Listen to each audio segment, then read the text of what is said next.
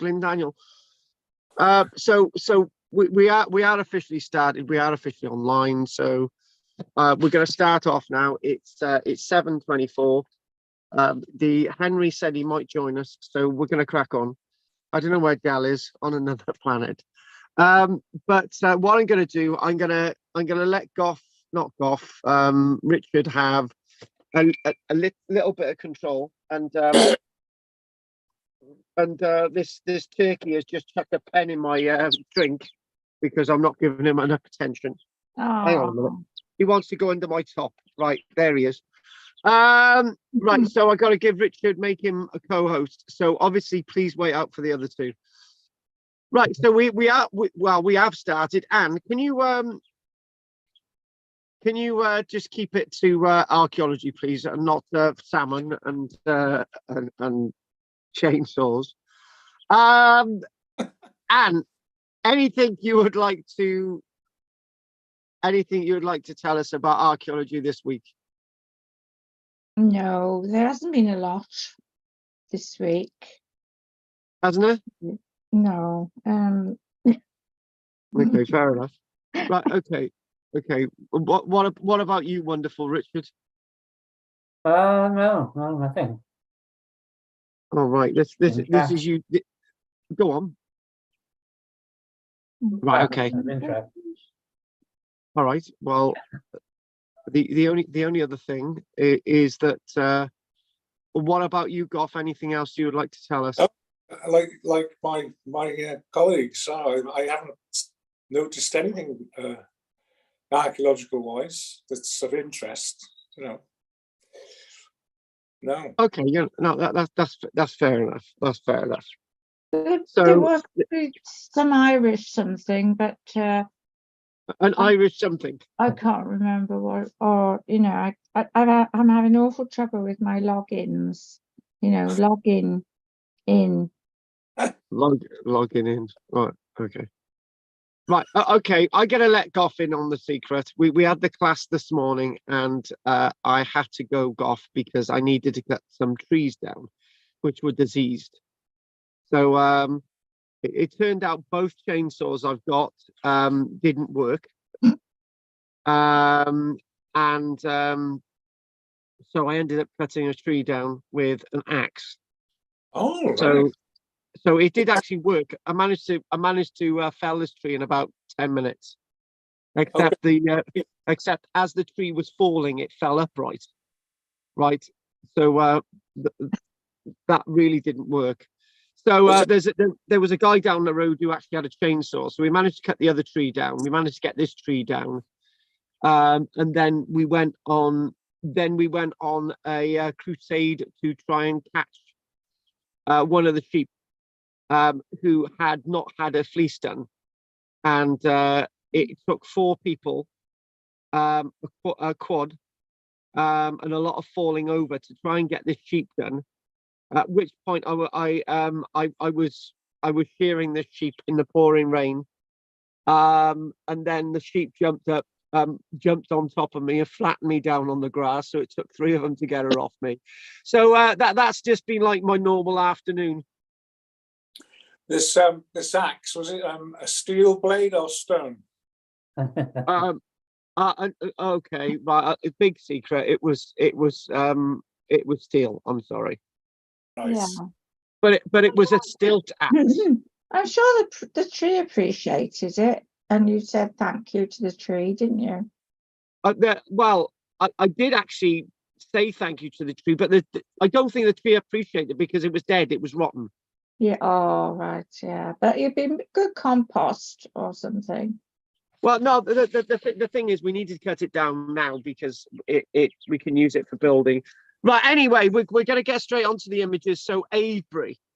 Now, first things first, I need you to think about if any of you have actually been to Avebury. By the way, can you you let him on? Has any of you actually been to Avebury? Yes. No. Right. Okay. Richard, have you ever been to Avebury? No, I haven't. Have you just let Henry on? Yeah. Right. Okay. On him anyway. That's good. The Irish leprechaun's with us. So I decided yesterday, because yesterday we had to finish the class early, and it meant simply because it simply meant what we're doing today is at the same speed as what we did yesterday. So sort of similar length, and it also means that you two lots of sort of running on par. Now, Avebury itself is a site that I've mentioned a fair bit over the years, and it's a landscape of archaeology. Now, this is actually taken from the book Ancient Britain. Now, with all my knowledge about Avebury and the landscape there, I hardly refer to these notes at all, right? Because I don't need to. But we are going to look at more or less a few paragraphs in ancient Britain to sort of help us along the way. So we're going to use a little bit of information. Now, Avebury itself, for me, is a site that I've been to probably about half a dozen times, and in different circumstances. And I've been to Avebury with archaeological groups. I've been to Avebury with somebody that I was once engaged to with a couple of my children, and we had photographs taken. And obviously, the Avebury is a site that I've sort of used as a teaching aid, and so I've got a lot of connection with it, and it's a site that I've sort of and ahed over the realities. So, and what I'm talking about, the realities, is this: the realities of Avebury are like most prehistoric sites. One, that there's not as much of it left as we would like to be. Two, there's more left than there should be. And what we mean by that, there's been a lot of reconstruction there that has not been helpful. And three, there's the relationship of Avebury with the modern landscape, which is a very different relationship with the modern landscape that Stonehenge has, for example. Avebury has come from the past into the modern age, and it's still resonating. That's a nice word. It's still making sense. It is still connected. Whereas some of you will disagree, and I know there's only was it 5 of us today or whatever, if I can count 4. When we think about connection, and when we think about the landscape, when we think about the Neolithic period, a great deal of it is to try and get that connection and try and get the right connection. And one thing that I do say, and I implore upon you, is if you ever go to Stonehenge, just go straight to Stonehenge. Don't read any of the signs, don't look at any of the reconstructions, just look at Stonehenge. Don't be destroyed and distorted by what people are telling you about Stonehenge. And it's exactly the same thing with Avebury. If somebody put you out of a helicopter, obviously on the ground, and they said, right, just have a look around Avebury and we'll pick you up in an hour, right? And you've got no other information, that's the best way to see Avebury. Because we think we've got answers. We think we know Avebury. But Avebury, because it's a living and breathing landscape today, is thus living and breathing, and people still have hang on a minute,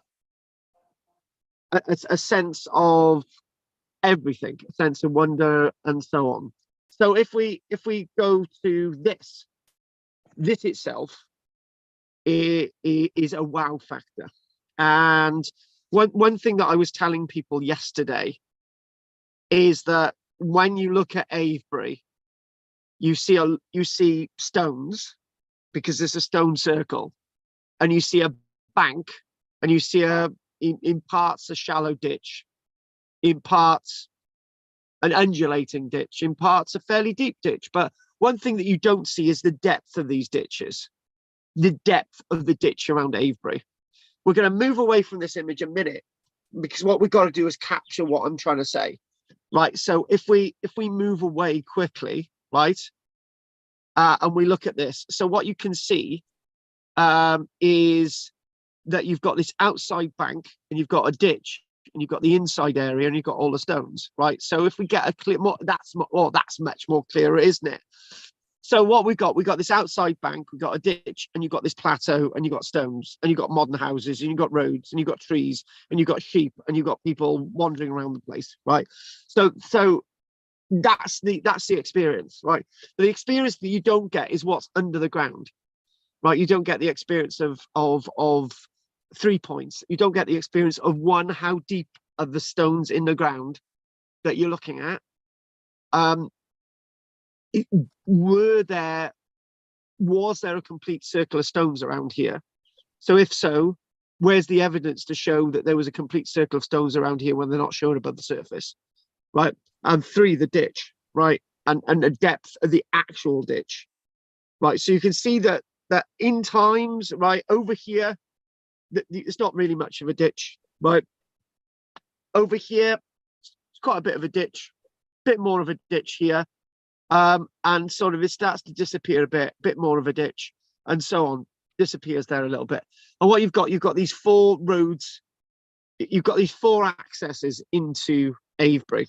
Now one thing that I'm very wary of is repeating the known or the unknown or the postulated. And what we mean by that is quite the way I'm saying it, right?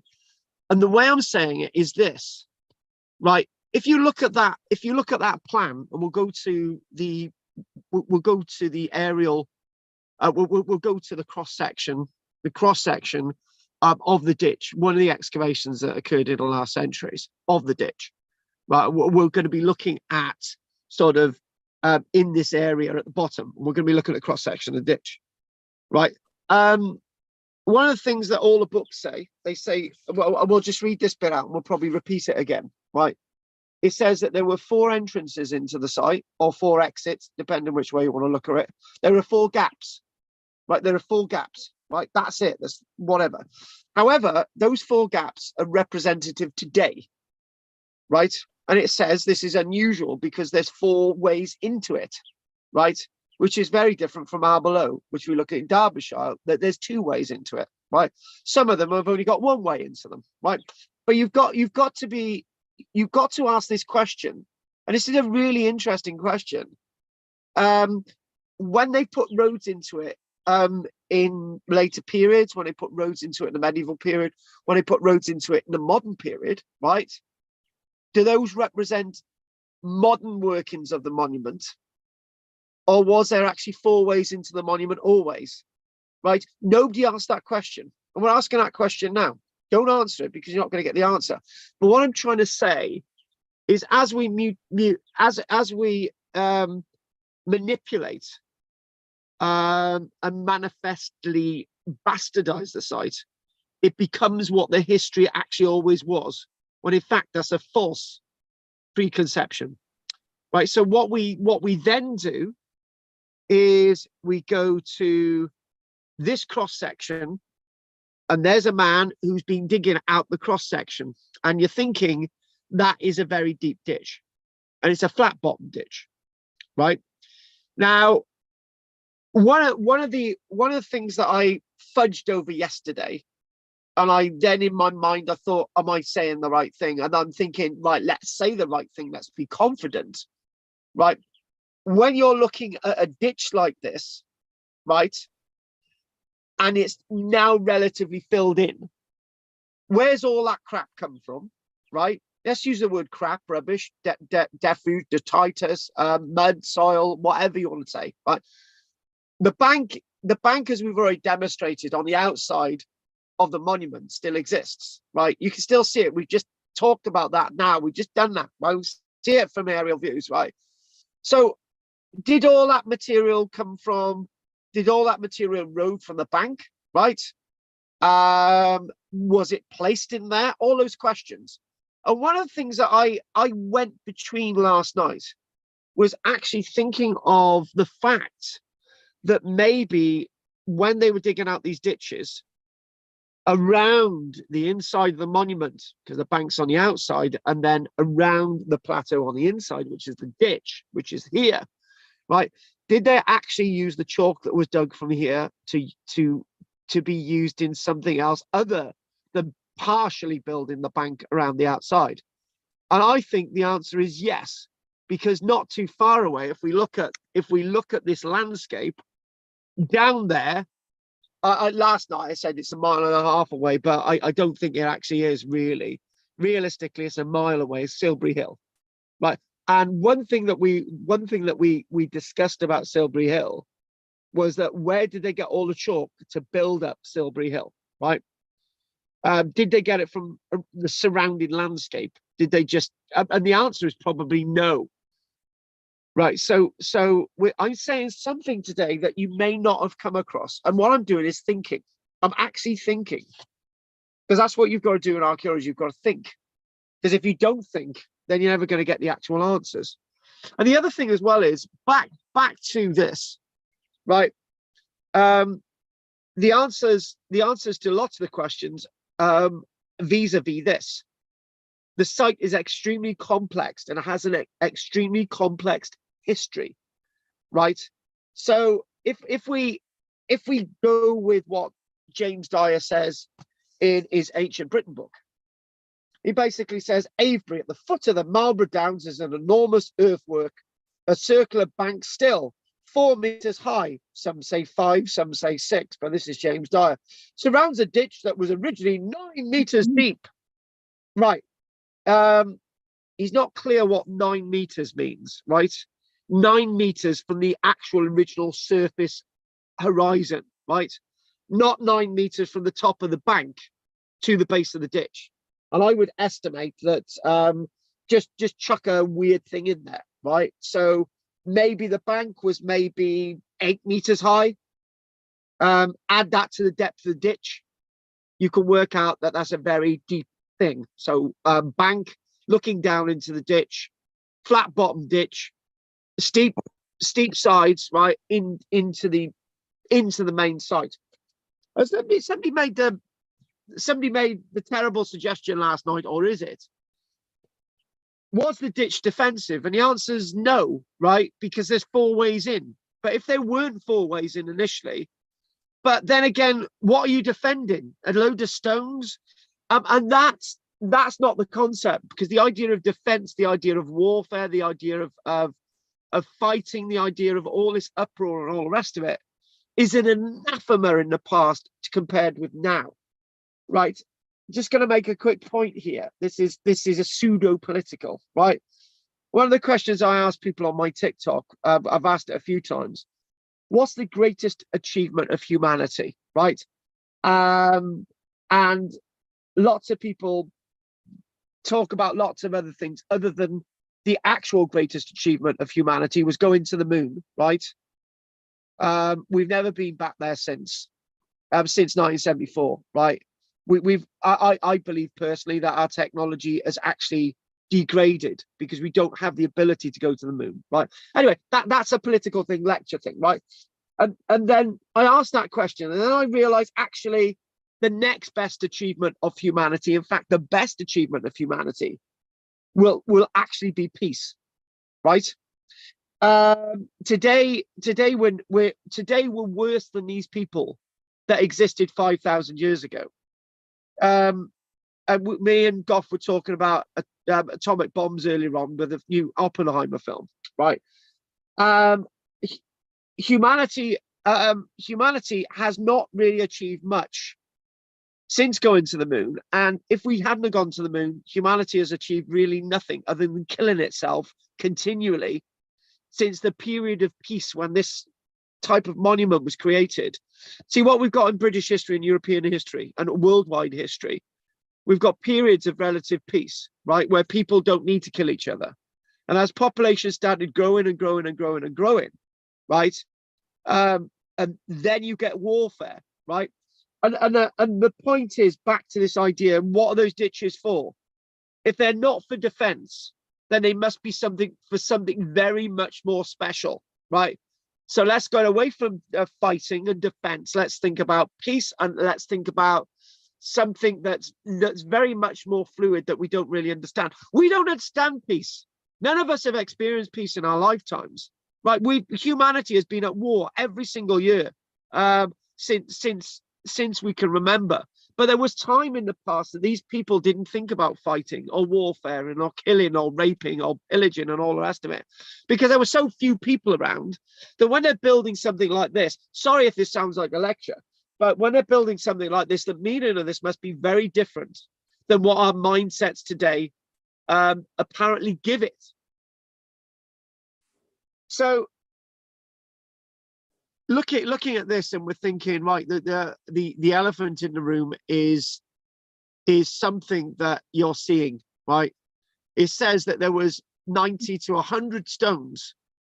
So you've got the bank, you've got the ditch, and these little colorful things here are actually stones, right? So they say there was over 100 stones creating a complete circle, but the evidence, the actual archaeology doesn't tell us that, right? They may think that there were stones all the way around the outside, but the archaeological evidence doesn't tell us that, because when they've excavated in this area, they found holes in the ground, but no signs that there have been stones in them, right? Oh yeah, but if the stones have gone, then you're not going to find the evidence. Well, let me bring you into a little secret, right? We're just going to do a blasé. We're just going to do it the Neolithic way, right? Putting a stone in a hole is easy, right? They did it, right? They did many stones in holes, right? But then trying to take a stone out of a hole, right, is a hell of a lot more difficult than putting a stone in a hole, right? And if you're going to take a stone out of a hole, you're going to have evidence that the stone had been in a hole in the first place, i.e., you would probably need to undermine one side of where the stone is standing, and then you'd have to the thing would then fall into this thing, and then you'd have to drag the thing out, right? And the thing is, why, right? So one thing is our envision. We think that there was more stones. We want there to be more stones, right? But why did they need all these stones? Right? They didn't really. Some of these stones. One of the stones at Avebury, right? Wait for it. It's 100 tons in weight. 100 tons in weight. Now you can't even quantify that, right? So somebody said that a double-decker bus is 10 tons in weight. So that's 10 crushed double-decker buses to equate to the biggest stone that we know of at Avebury so far. So it's saying, obviously, this outer bank, which is the henge, and the internal ditch. Now they're saying, interesting enough, and obviously 04, that there's an avenue leading off. That's the West Kennet Avenue, right? Forget about what that says on there, right? So it's said, and when we look at James Dyer, it says, for example, right, if we go back, what I'm doing is challenging the information that's in these books, right? So it says that if you're going to complete this ditch, that 150,000 tons of chalk were dug out of the ditch and piled up to make the bank, which stood slightly back from the edge of the former, right? Well, 150,000 tons, right? That's a walk in a park. I think if you added a naught on that, right? So when archaeologists are getting an idea of the movement of Earth, right? 150,000 tons from this ditch. Just looking at that guy there, from where the photograph is taken to there, right? I've got no idea of the amount of soil taken out there, right? But it's going to be it's going to be in the hundreds and hundreds of tons for that one tiny little section, right? I wanted to say a couple of thousand, but I'm not going to do that, right? But when people are looking at this site, they're underestimating the gravity and the importance and the vastness of this amazing monument. And actually, the answer to why this was built is actually the ditch, right? You can't build a bank without the soil from the ditch, not right. Start again. You can't build the bank without the chalk, which is a very porous type of rock, and the soil and all the other crap and the rubbish, right? So you can't build a bank without the ditch. So the actual achievement is the ditch, right? That's the thing. The achievement is the ditch, right? Not the stones, the ditch. Now, that to me is an architectural innovation. How they managed to build that, how they managed to construct that, how they managed to take everything out. They must have had ladders. They must have had quite a substantial workforce. However, this was built over hundreds of years, not built on a Wednesday afternoon. Now, we're going to ignore this 4 entrance site for want of evidence. But what we are going to say is the true vastness of this site, other than the ditch itself, right? So we'll come back again to this image, because I think this image is more important than people make out. So 360 meters wide in diameter, 400 meters, 400 yards in other words, so 365 meters, 400 yards in diameter. And some people say, oh, well, 365 meters wide, that's obviously, that relates to the amount of days in a year, right? And then somebody said, oh, no, if you do yards, then it's 400 yards. And they had an idea of metrics and all the rest of it. And you're thinking, no. It happened to be that scale, right? Don't sort of add things to it, right? Don't add anything else to it, right? So what we're going to do, sorry about this, we're going to go back to this, and you can see that after they'd cut it out, right, and you can see that it's not exactly perfectly on the sides, but you know, they did this, right? Over time it's filling in, and you can see the lines of where it's filled in, right? You see the lines on there clearly. Over different periods, it's filled in. Has it been deliberately filled in, right? Now, the thing is, one of the things in the book, it actually says that it stood slightly back from the edge of the former, right? Now, one of the things about looking whether this site itself, and if we look at the aerial view, right, what you can clearly see is that there seems to be some kind of lip between the bank, a berm we would call it, and the ditch, right? Now, if it's pure erosion from the likes, you can see it there, that it's like terraced, right? It's like you can see a bit of a terrace there, right? Now, if all the material in the ditch has actually eroded from the bank, then that terrace would no longer exist. You've got all these different questions. These are really important, interesting questions. So obviously this has been, it's likely it may have been a sake of filling this thing in. Maybe they deliberately filled it in over time. So if the chalk was actually used for Silbury Hill and building the bank, where did they get the chalk from? Somewhere else? I don't know. What I'm trying to do is give you different ideas, a different perspective, a different thinking when you look at this, and you can see gradually it's been filled in, and you can see different layers where it's been filled in. There's a chalk layer there. Well, how the hell is that a chalk layer? So that must have been deliberately placed in there. They must have got that chalk from somewhere. You don't just get chalk from, it doesn't just happen. Right, suddenly you've got the sort of topsoil, you know, all the breakdown and so on. It's building up all that, right? And then suddenly you've got a chalk layer. So what's exactly going on here? So what we need to do is we need to now look at the other things that are going on. So what we do have, we've got these little black things here which represent stones, standing stones, and we've got some sort of recumbent stones, you know, the ones laying flat, which are that one there, that one there, that one there. These are little recumbent stones, right? And I can tell you a story about that little recumbent stone there now, which I might actually do now. Part of the story isn't exactly true because I'm not exactly sure of the location, right? And I don't think we really know.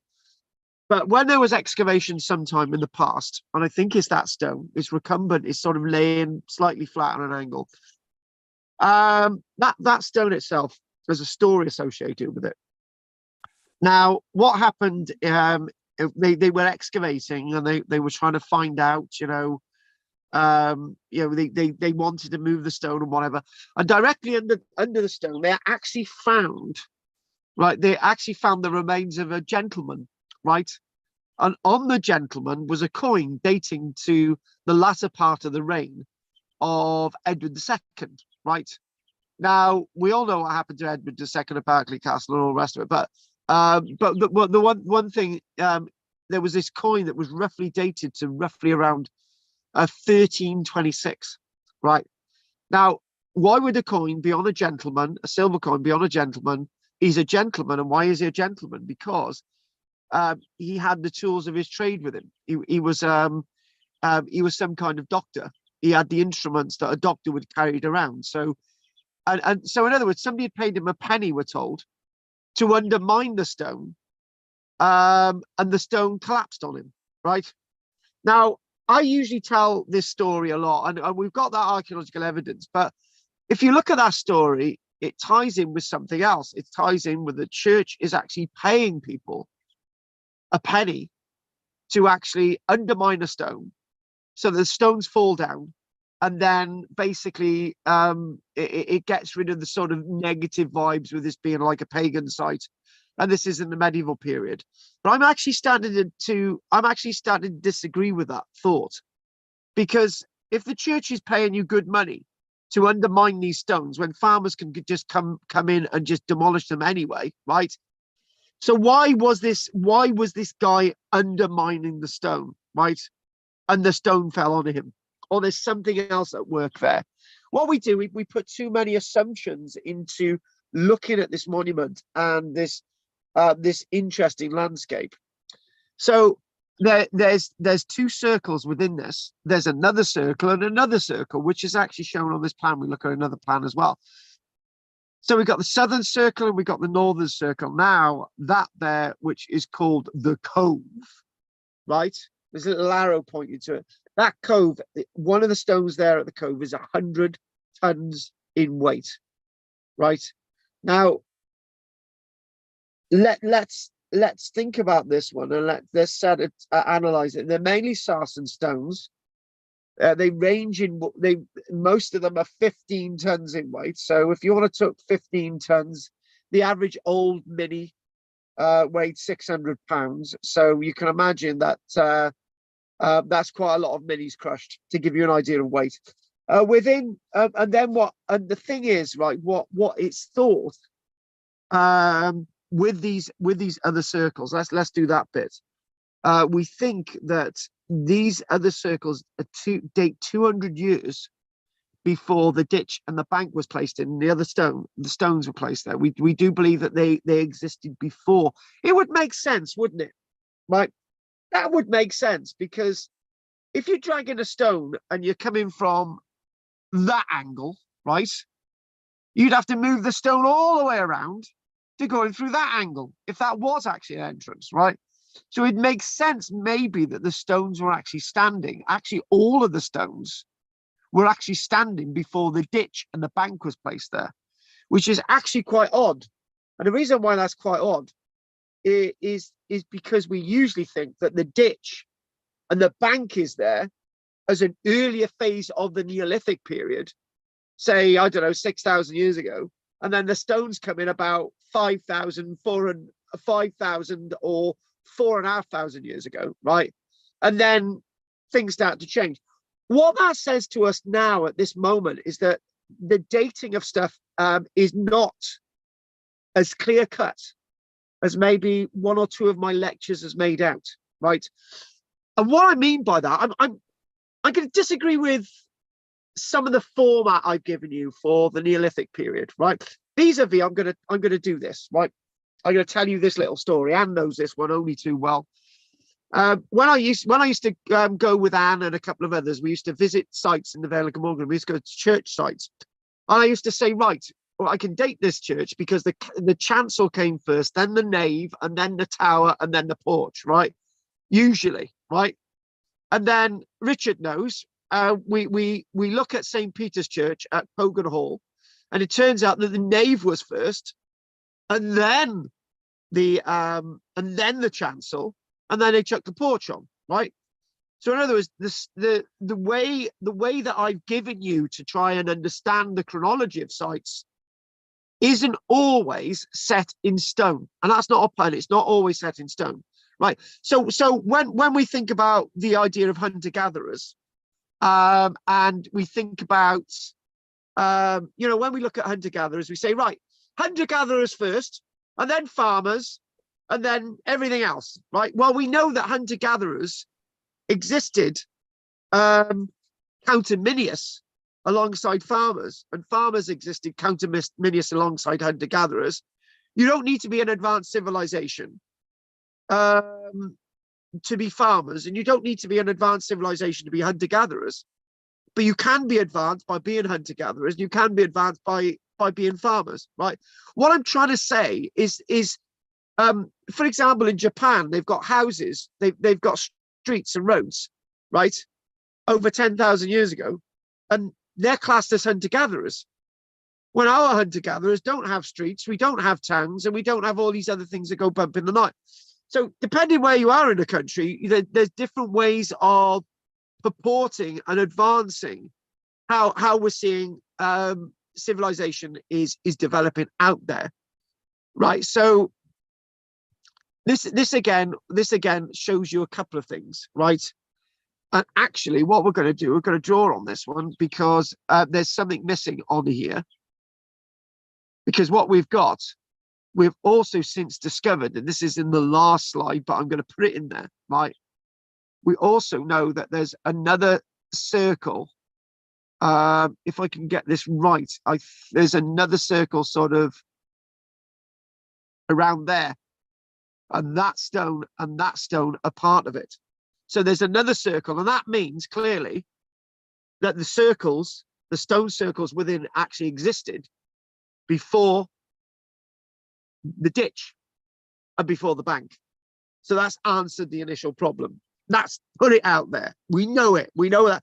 But that might not always be the thing. Because the other thing as well is with lots of sites that we see, for example, the way Stonehenge developed, at Stonehenge, it would have been a wood henge initially, so we're told, right? And then the holes were then filled in with stones, right? As the timbers rotted, right? So again, it's this sort of interpretation of the landscape. So basically, newly discovered feature there. So we've got a wood henge discovered, right? A newly discovered feature, sort of a bit like a wood henge. We don't really know what it is. So in other things are being found and reported with this site all the time. Now, one thing I didn't say last night. I for once I wasn't critical of Mike Parker Pearson. I've got to bite my tongue because he's working at Stonehenge. And then I thought, right, if Mike Parker Pearson did more research at Avebury, we would learn a lot more about the prehistoric landscape. And please, Mike Parker Pearson, do some more work at Avebury with all the thousands of pounds that are chucked at you from local societies and groups across Britain, right? So this thing, and it's just trying to get a gel, trying to get this sort of sense of working this and getting the enigmatic, as James Dyer tells us, the enigmatic information. So again, these two circles, the northern containing massive sarsen stones in a box-like formation called the Cove, right? And then what we've got something else weird going on down here. And where that red dot is, or around there, we've got what we do believe was an obelisk there once, this big tall stone sticking out, and it doesn't make sense. for me, and you can see that there's a square stone circle. Yes, a square stone circle. Yeah, don't go there. You can see that there's an alignment of these here. We think that there was a square there, right? A square, a stone. The reason why I call it a stone circle, I can't really call it anything else. A stone square don't make sense. So you know what I'm trying to say. So when we talk about stone circles and so on, so we've got a square with 4 sides of stone rather than a circle, right? Somebody asked me that the previous week. They'd actually said, well, you know, if you've got 4 stones, does that constitute a square or a stone circle? It's in the eye of, and as Anne knows, the linear line can be curved, right? I got out of that one. So again, what we see, an obelisk there, and this wonderful cove thing, you know, and this sort of link, and you know, F and number 201, 206, 207, that's associated with another circle, and you've got this sort of indication with an obelisk. It's like the concrete thing there now today. And you've got, that's referred to as 2 portal stones, right? And what portals are is part of the alignment with West Kennet Longbarrow, right? West Kennet Longbarrow, which is starting with 04, right? It's sort of very odd that when we see that, when that says portal stones, why don't we have similar big stones in the north, the east, and the west, if those are also exits and entrances, or whatever you want to call them? So one of the dangers with this site is always blame, right? We want to do a bit of blame. It's fine, right? And I want to give a mini lecture that my daughter gave me about 2 weeks ago, right? We had a normal chat, and I said, oh look, Bethan, we've dug up a standing stone, right? And she said, my God, Dad, you dug up a standing stone. That's absolutely terrible. And I said, hang on a minute, Bethan, right? What we did in banking here, right? There was a stone that had been moved from somewhere. Underneath was a load of rough rubble and loads of crap underneath it, right? Somebody had moved a standing stone from somewhere and broken a bit off. So we've actually got a standing stone here, right? And this stone is about a foot thick, and it's about a meter wide, and it's about a meter and a bit in length, and you can clearly see it's been broken off another stone somewhere. So it's actually a proper standing stone, right? And she said, oh, right, okay, Dad, you nearly gave me a heart attack, she said. So no, and I basically said, look, we haven't damaged this thing. It's there by the gate, right? It's standing upright now, this stone. It's free standing upright by the gate, right? I hope no chickens get alongside it, and one of the other chickens pushes it over, whatever. But we've got this stone there, right?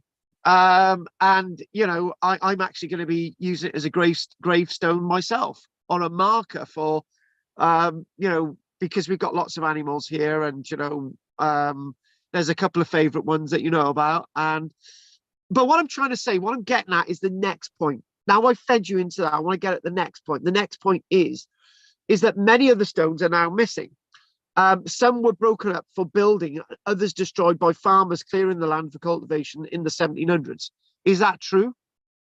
Now, it's said by the likes of Aubrey, the antiquarian Aubrey in the middle 1600s. He says that the lower circle there were more stones, right? There was over a dozen stones there, right? And then when a chap by the name of Stukely goes there about 60, 70 years later, he says there's only 4 stones now standing in the lower circle, right? Now, the question is were they all part of this stone circle? If they had been moved and destroyed by the farmers, right, or it's been demolished to use in local buildings, right? The point I'd like to make is that over time things change. The want of the landscape changes. but we can't. But I tell you what, right? Why do farmers, right? Hang on, let's show you. Let's show you some of these stones. Oh, there we go. These stones are on away from, they're not in the middle of the field, right? Why do you need to smash up one of these stones, right? You need to use a lot of resources, right? You need to use a lot of energy, right, to break one of these stones. And then when you've broken one of these stones up, you then break the material out from the ground, in a hole in the ground, and then you've got an empty hole, right? But there would be chips, there would be evidence, that there would be signs that there had been other stones standing, right? And what we don't have is evidence of all the other stones. That's indicating where that lower stone circle is, right? And you can see that that's the cove in the center of the upper stone circle, right? We can't always think that these stone circles were complete. We can't always think that, because I don't think they ever were. In many, right, if you're taking hundreds of years building something, right, and when we did the Moa statue lecture on Easter Island, we basically said, oh well, they were carving some statues and they just couldn't be asked to complete them, so they started carving another one. Or they moved a Moa stone halfway down the road, right, and they couldn't be asked moving it any further. Or Moa statue fell down, right? And the point is that, there's no real formula, and there's no real get out clause to try and say that it's all meant to be that way, because the past is never ever meant to be that way. How many of us have sat down and started projects and never completed them, right? All of us, right? One of the things that they did actually complete was the ditch, right? You can clearly see that practically, well, there's only a little bit more to go in there, right? We know that they actually completed this ditch. The ditch does go all the way around. We know that they actually completed the ditch. That's what's very, very important, right? So the activity about digging the ditch, I believe, gives us a clue to what this site is all about. The ditch is what this site is all about. Now, we think about this, and we think about other areas of the landscape, right? What we do know, south, there's what's bits of the West Kennet Avenue, right? And you can see one of the little stones by there, right? There's rows of two stones, the West Kennet Avenue going south. In the west, there's two stones quite a way away, right? About a mile away, that creates the Beckhampton Avenue, right? Now, I believe this, right? If these were actual entrances and exits, then there would be another avenue leading north, and there would be another avenue leading to the east, right? So never eat shredded wheat. All the points of the compass would have had avenues leading away from them if these had been entrances and exits in the first place. And the other thing as well is, you don't need an entrance and exit to have an avenue, right? We've seen that through lots of the other prehistoric stuff that we've been actually seeing. Sometimes you get avenues and cursus monuments that actually don't go anywhere, or they meet the bank and a ditch, and it just don't go any further. That's what they did, and they did different things for different reasons. I tell you what, if these people had actually thought, if these people 5,000-6,000 years ago had looked at the average game of hang on a minute, the average game of cricket, right? I don't understand cricket at all, right? And they're looking at this guy batting a ball and somebody else getting really upset and all the rest of it. They would think, well, what the hell are they doing, right? Oh, and it rains and they stop game and then somebody's won and all the rest of it. Very confusing, right? But then again, the past was like that. The past was very much like that, that things may never have been completed in places. As artists know, art is a process of never having anything complete. And if you want to look at this in that way, then maybe what we've got is a site that was living and breathing, like it's living and breathing today. It's still moving. It's still part of the fabric. It's still part of Bruegel's Harvester. It's still following the line to Ingold. It's still sort of looking at that sort of plethoric landscape that's got a dynamic pantheon of things going on. And again, even the person who drew this little map, I think this might actually be somebody working for English Heritage.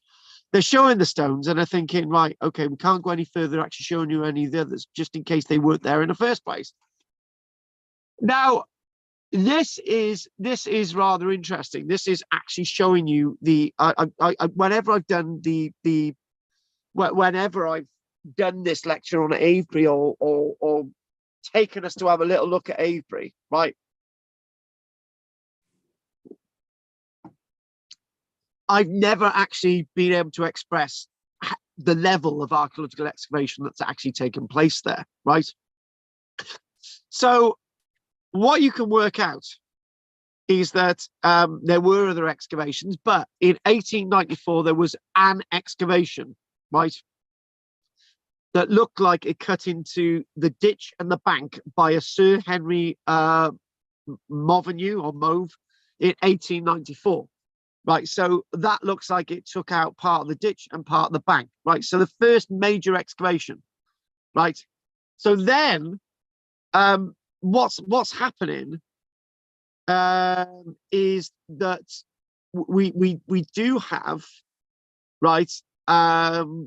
We do have the excavations by Harold St. George Gray of the ditch in these yellow areas and part of the bank, right? By Harold St. George Gray in the yellow. That's when he's excavating. So he's excavating, you know, parts of the ditch and parts of the bank, right? So if you want to follow that through, that's what's actually happening, right? And then the light green areas are Alexander Keeler. Alexander Keeler is actually excavated in the areas inside the ditch, right? Inside the ditch where the other people have been excavating the ditch and the bank, right? So inside the ditch, she's actually excavated in the areas where the stones are to actually find the footings for the stones, the foundations for the stones. But she's actually excavated in areas where stones actually already exist. And obviously, Alexander Keeler excavated in 1937, 1939, massive areas where there are excavations. And then what we then find is a few excavations by Stuart Piggott of the fame of The Dig, as the film with Basil Brother Brown with the excavation of Sutton Hoo. That's the same guy of that fame. So a little bit of excavation in 1960. But the one thing about the excavation in 1960 and all the other excavations, you can actually see how limited the extent of work has been at Avebury. So we don't have many of the answers that we could have likely have had if maybe in this modern age we actually did more excavation work at the site. And the other thing as well is this may sound odd, but you've got to get permission basically of the Secretary of State to do a geophysical survey here, because this is part of a UNESCO World Heritage Site. You can't just wander around the site doing geophysical survey, soil resistivity, which is sort of looking at resistance and soil changes with resistivity in the purple and sort of in the orange. So not all of this site has actually been studied as vastly as could hitherto have been. And this is rather interesting, because what we've got here, we've got where it's showing, this is the lower circle, right? And this is the lower circle, and what you're actually seeing in this lower circle, you're actually seeing where there are holes for stones, but no evidence of any stones in them. And we're going to talk about this phenomenon in a minute, right? No evidence of any stones in them, wherever stones in them at all, right? You can see possibly, you can see that in these grey areas, there's sort of evidence that, you know, we've got evidence of other stones, and we've got the green, we've got evidence of these smaller stones, we've got the box, and that there would be where the obelisk is there in the middle. And this is a very interesting point. Now, you're listening to this and thinking, well, hang on a minute, Carl, right?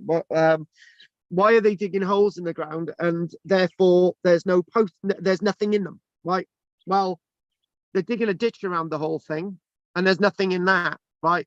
In fact, in the ditch that they dug around the outside, there's very little archaeological evidence in it at all, right?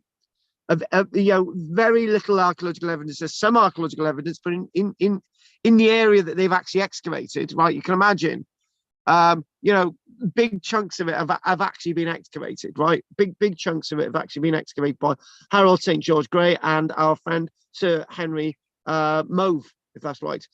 And they found very much little in the evidence of archaeology in there. Now, so it's the ditch is one of the big reasons why the site is there. And I'll stick my money on it, right? That's a £5, Henry, if I'm wrong. And one of the things that I'm inviting us all to think about, and one of the things that I want us to think about is that this was part of a community expression. This was too big for a family to sort of put together, little family groups. You know what we're going to do? We're going to individual families are going to be part of this. So it must have been a part of a family community expression where they get together and they say, what we're going to do, we're going to create this thing, right? And then the problem is when you think like that, you're thinking, well, it's a long-term project. Somebody sat down and said, well, this is going to take a while. We're going to plan this and we're going to do this. It morphed into the different experiences that you can actually see at Avebury. It sort of morphed, it sort of changed gradually, it sort of altered gradually. Bits were added, bits were taken away, a bit like Stonehenge, right? Bits were put into this, a bit like a castle, right? A bit like a monastery, a bit like a church. Things are added, taken away, things taken away, things are added, everything's moved, we're going to put something else in there, right? And what I believe, for example, right, and if you want to go along with this, you may and you may not, and so on, right? What you might have had is that what we do have is indications of holes in the ground, but no indication that there are ever any stones in them. There's no chips or anything. There's nothing in them, right? And you're thinking, well, if they're digging holes in the ground and there's no stones in them, what's actually going on? And I believe it's a similar thing to causewayed enclosure sites. Because if you can remember with causewayed enclosure sites, you get the string of sausages. So you've got if we go back to another screen, right? If we want to go to, if you can remember, right? When we looked at causewayed enclosures, what I basically said, I said, oh, look, what we'll do, we'll have a ditch. We'll have a bit of a long one there. We'll have another ditch. We'll have another ditch, right? Each of these represented a family, right? A family expression. And there's different things going on with these things at different times, right? So if we sort of get rid of that, get rid of that, get rid of that, get rid of that, get rid of that, get rid of that. As the community grows, as more families move into the community, what you do, and I'm not going to draw, what you do, you have another group of people with their families, and I think, right, what we'll do, hang on a minute, we'll dig more ditches, right?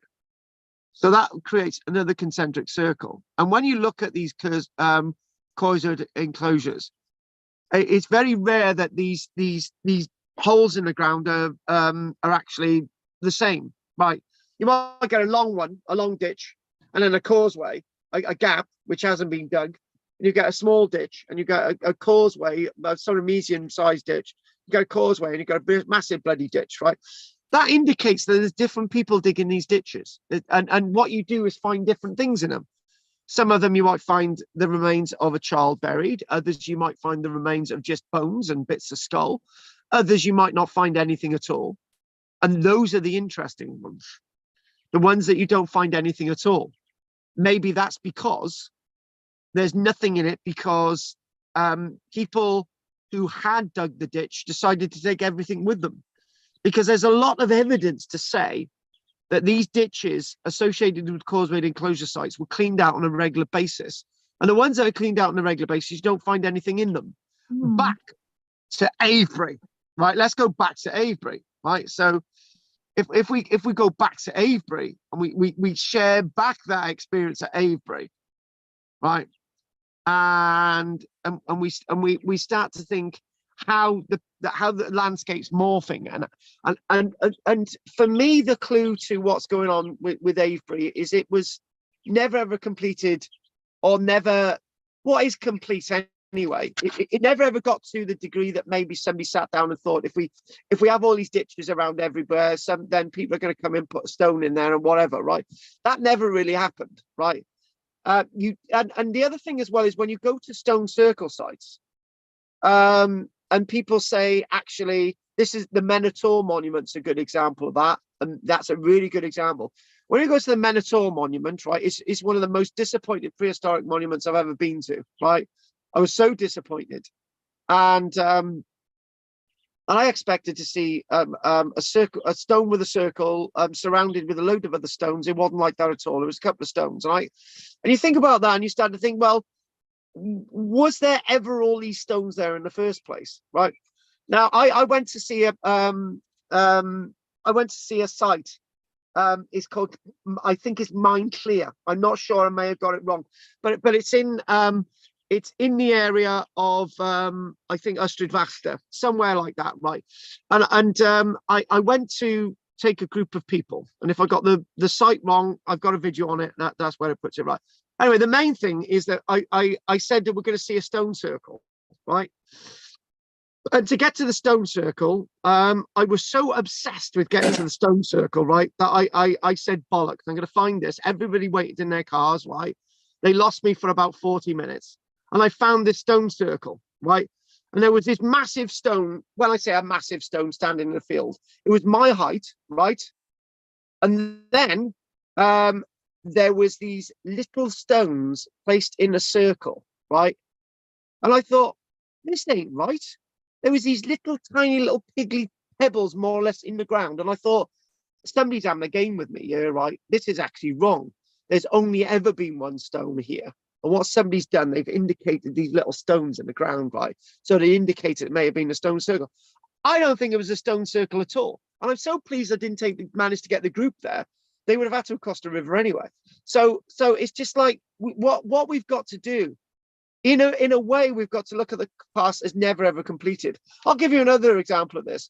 Up on Neath Common, there's there in my book Romans in South Wales, and lots of other publications. When you look at Neath Common, right, you see a bit of a ditch and a bit of a bank and nothing else, right?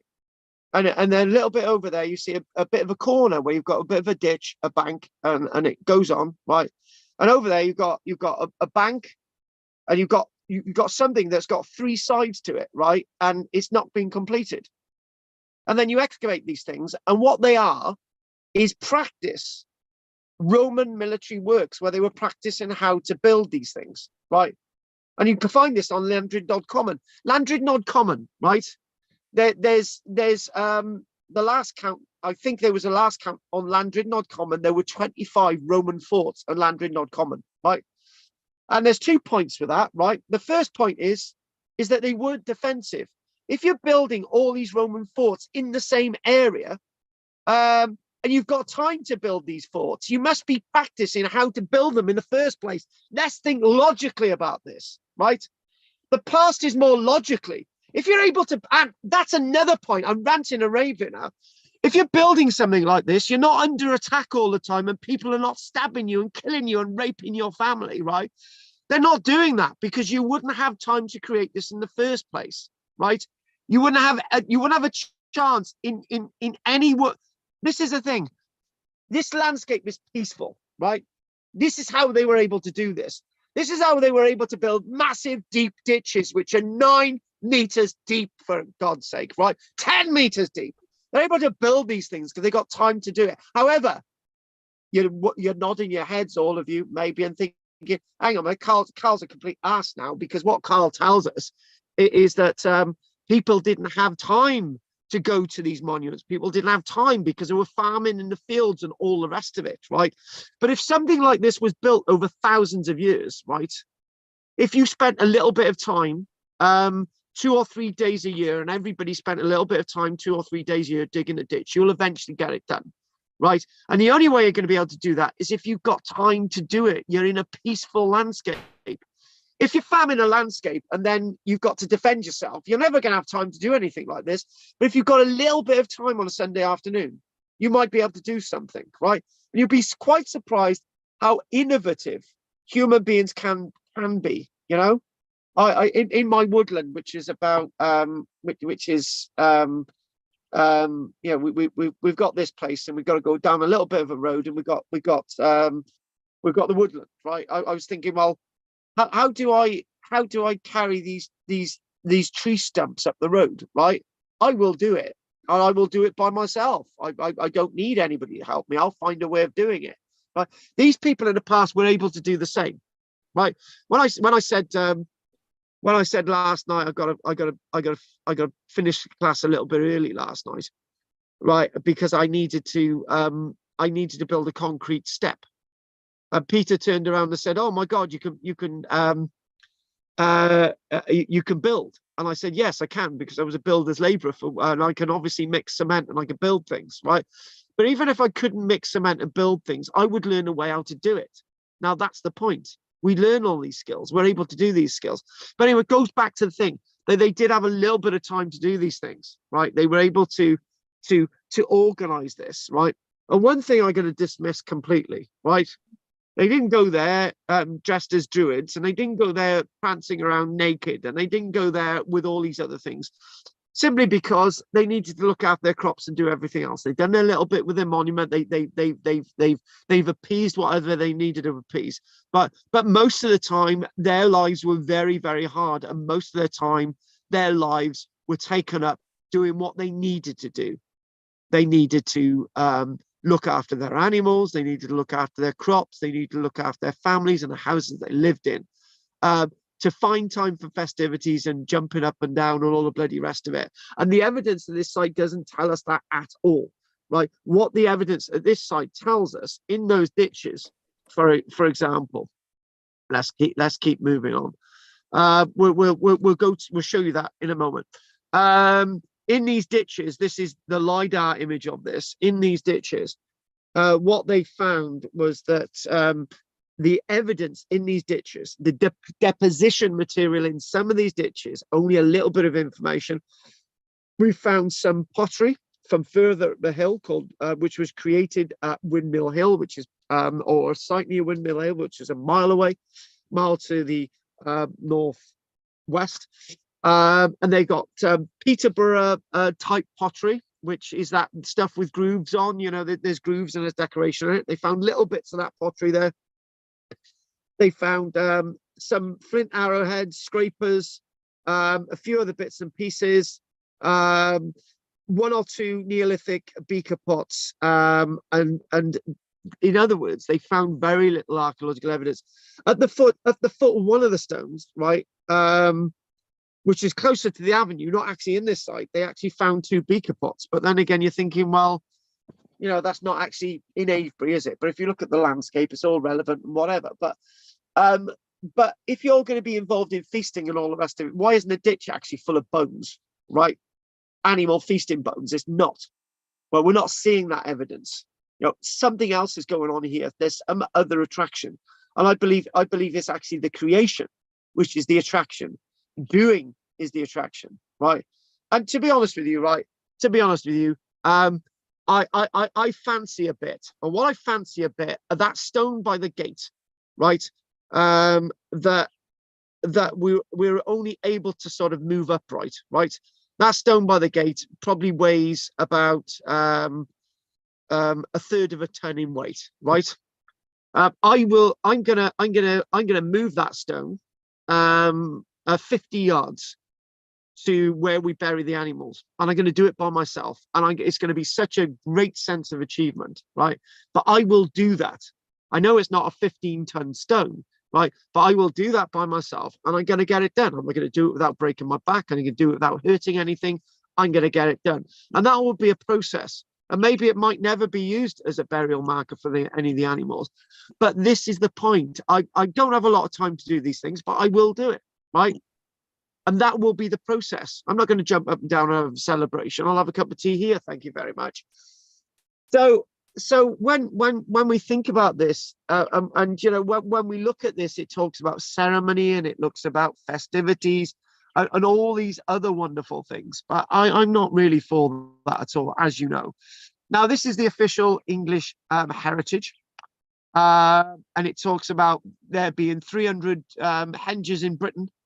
And it's talking about the banks being over 5 meters high today. It's one of the largest henge monuments in Britain.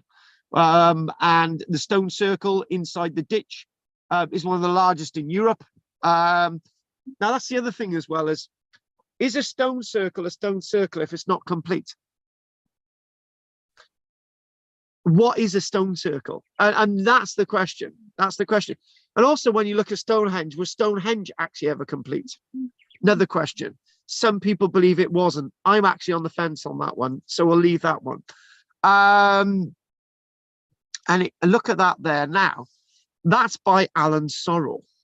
Right now, Alan's, and it's there you go, 100-ton stone there. So Alan Sorrell, he was a guy in the 1930s and 1940s used to look at monuments and used to do drawings of them. Right now, this is pretty okay, right? But for me, it's really bugged it up by having all those stones there, and I'm looking at this, right, and it doesn't look right. There's something not quite right about it. So what I'm trying to say, right? It leaps out at you with those stones there, and I feel uncomfortable with those stones on the right there. It doesn't feel right. It doesn't, not from what I know. I want to believe this, but I don't believe it. I can't do it. I can't sit with it. It doesn't sit easy with me, right? It doesn't look right. Okay. And we're going to leave that there, but that's how lots of archaeologists want you to see the site. And there's also something wrong about this as well, right? If you notice, the pathways leading into it actually follow more or less how the modern road is today. We've put that bit of a cat amongst the pigeons there. So you've got this has got the West Kennet Avenue on it, and it's sort of showing you the equinox and all these other things, and that's happily nicely there, but we know all these different things change. And the obelisk is years ago I saw a reconstructed image where that obelisk was there, and it just didn't fit either. It's just like this thing sticking out, and I'm thinking, right, if we chuck this in there, I'm thinking maybe this monument is everything to everybody, right? And in many ways, it's a bit's been built here, a bit's been built there, and you know, obviously they haven't got aerial views. It's a jack of all trades sites. It's a bit like I don't know. Let's come up with an example. It's a bit like the Barry Town Hall. Right, as me and Richard know, the Barry Town Hall was never ever completed. So you've got this wonderful facade with the lions and the steps, right? And around the back, it's all brick, right? So it looked like around the back, the Barry Town Hall looked absolutely terrible, right? But then what they've done now in the modern day and age, they put a library on the back, right? And it looks pretty good. On the eastern side, it looks a bit odd, right? But it looks pretty good with this sort of modern thing on it and all the rest of it. You know, it looks pretty big, pretty good. But the original town hall was meant to be a much bigger building. It was meant to be as long as the facade that was eventually built along there as it would have been along the western side, right? But they never ever completed it that way. It never ever happened, right? So when we're thinking of something like that, the Barry Town Hall is very similar to what we see with Avebury, except that's over a course of 100 odd years. What we're seeing at Avebury, right, is a course of events that happened over 1,000 years. Nobody could have ever conceived what the original person thought of how Avebury should have looked, because nobody ever had an idea in the first place. Nobody ever had any real strict idea of how this was all to be. I do agree with you. Those stones, you know, on that drawing look wrong because they were just too regular, you know, just It does you look know, like all just like it's all done at the same time, you know, and it's obviously not. it could. Well, and I gotta say, right, if we look logically, right, let's just not diss these people in the past, right? But I'm gonna say something that makes a lot of logical sense, right? To gather all these stones available to be erected in that way is an absolute massive level of engineering, right? Even for today's standards, Yeah. right? To gather those stones to be arranged at one moment in time with a preconception of one person sat down twiddling his thumbs one day and said, this is what we're going to do, right? It's not going to happen like that. Even the way we build things today, we wouldn't. Where are you going to stockpile all these stones? You're going to pile them up in a huge pyramid? Oh, we've invented pyramids. I completely agree with you, Anne. It just doesn't sit. It doesn't sit my Jake, right? It really doesn't. So what we could say is talking about 3 stones with the cove. We've got 2 stones there, and maybe that's part of the circle, that one there. But these stones here with the cove, because if you look at the aerial view, right, if you look at the aerial view, it's clearly 2 stones, 1 and 2. There's 2 stones there, right? So what if we actually go to looking at, there it is, it says the cove. Right, this to me is a fascinating, nice little story when we look at Avebury. And one of the stones at the cove is 100 tons in weight. No, amazingly, 100 tons in weight. And we do believe that it was originally used as a barn. And what we do have is, there it is. We've got another little stone on the ground, which was probably all part of it. But there it is. You've got these 2 massive stones. And this is drawn on the 10th of July in the year 1723 by the legendary William Stukeley. And, you know, there they are. Things are slightly out of proportion, as we would think. There's a couple of other stones there. You've got the Avebury church there as well. You've got these massive stones, these massive boulders. But there's another stone there showing, and obviously, you know, there were more stones to this monument than actually meets the eye. But now you've got 2. So when you're looking at this monument, you're thinking, this is really odd. It's not a circle. It's like a little box. It's like a little cove. You know, what's it all about? You know, these things were freestanding, and it gets a little bit distorted in the mind. And you're thinking, you know, what is actually really going on here?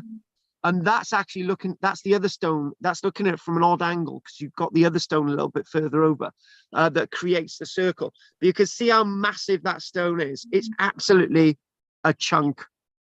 Huge. And actually, those are the sheeps. Yeah. I can't call them sheep because they're normal sheep. I can't call them sheeps. They're normal sheep because they're sheep. Mine are sheeps because they're Shetland sheeps. Sorry, Anne, I'm talking crap. But anyway, you can get an idea of the scale there, right? That's a little bit further over the 3rd one there, right? But this is that massive one there. Absolutely huge. And this is the towering one again. So this sort of raison d'etre, this sort of understanding of this site, this sort of this sort of sense of connection. But what's going on with the cove? And when you think about it, you're thinking, right, okay, we've got stone circles. What do you do actually? What are stone circles for? Right? What do you do with stone circles? What do you do with squares of stones? That's a bit odd, isn't it? What do you do with squares of stones? What's all that about? That was food for thought with the cove, and And again, what you can see is the depth of these ditches, right? Now, what I'm going to do, right? I've been a very holy than thou today. I've been saying, this is what I believe. I believe that the ditch is why the site is there. I want one of you, I know there's only 3 of you. I want one of you to say, no, I believe that it's not just about the ditch. I want one of you to challenge me. I want one of you to put another theory in there. Anyone interested? Anyone up for this? See, if you're not, then you could take away and think, right, actually, if I don't agree with what Karl's saying, you've got to agree this following point, that the ditches themselves took a hell of a lot of work to dig out, a hell of a lot of engineering, even archaeologists digging them in the 1920s, right? Even archaeologists digging them would have needed a lot of skill, a lot of technology, a lot of understanding to be able to dig these deep ditches. So for me, the experience is the ditch, right? And just think, well, you've dug a ditch and you're looking in it, and somebody said, oh, what they did was fill these ditches with water. Can you actually see water in them? You can't, because it's chalk. The water just drains away. It's chalk. It just drains away. It goes. And there's no water in them, right? It's empty, right? So it's definitely not for putting water in them. And I tell you what, I think best of luck to them, right? Let's put water in them, right? But you still got to dig these things out in the first place. And actually, this reminds me of something very important. When we did, and actually, this actually ties me up with an email that I didn't know when I could put this in here, but I've got an email of one of the things that wonderful Henry has sent me, right? And this one is going to be relevant now, I think. Yeah, this one's going to be very relevant now. I'm gonna add this in. I think Henry knows the one I'm on about. But before we mention that, when we looked at when we went to Scotland, we went to a site called Warren Field in Scotland, and I basically said we've got evidence that they had these alignments of posts, right, in a little bit of an arc, and they sort of line up with Orion and all that type of stuff. Anyway, whatever.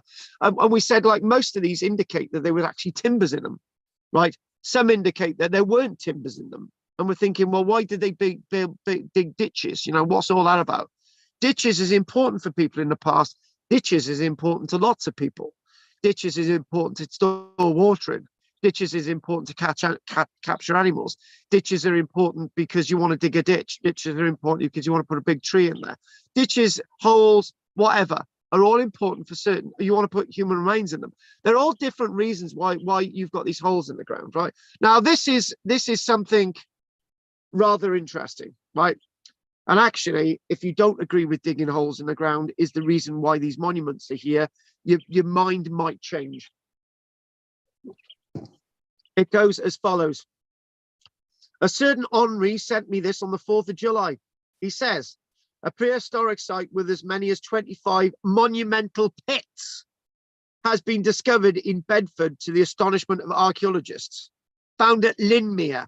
They date from the Mesolithic period going into the Neolithic period. I've added that, from 12,600 years ago.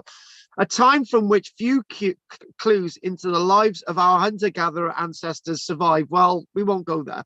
The pits could offer extraordinary new insights. They are in alignments and clustered around former stream channels, suggesting a spiritual significance. Oh no, why have we spoilt it, Henry? Such in the scale of this site that it has more such pits in a single area than anywhere else in England and Wales, including Stonehenge.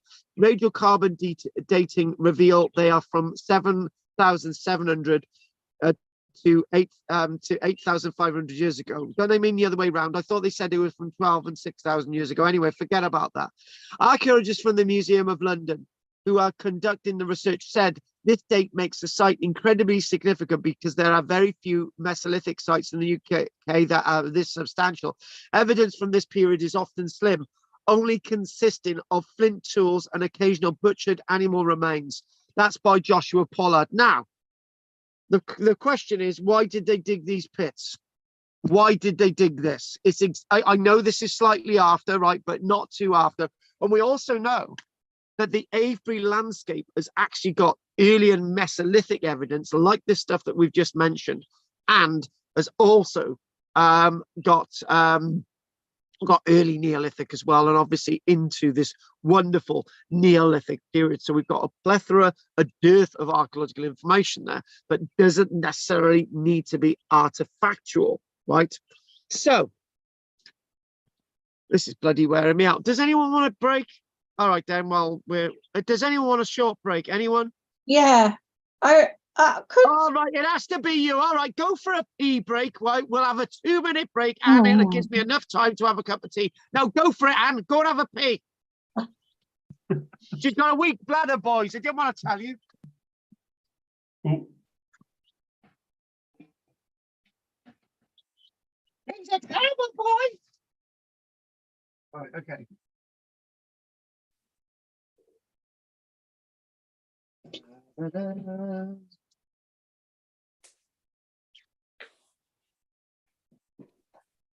La, la. He's a terrible boy, and he's terrible.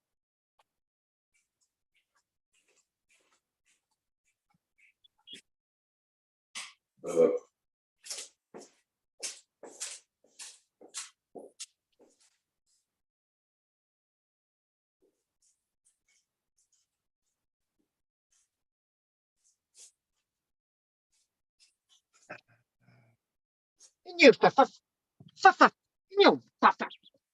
Won't be long, guys. I'm just waiting for my tea and to have a pee. There's always one in there. I could have kept going then.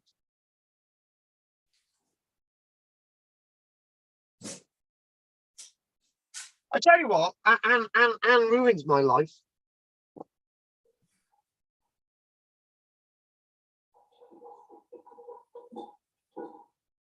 And then there was light. Is it raining where you are, guys? absolutely chucking it down.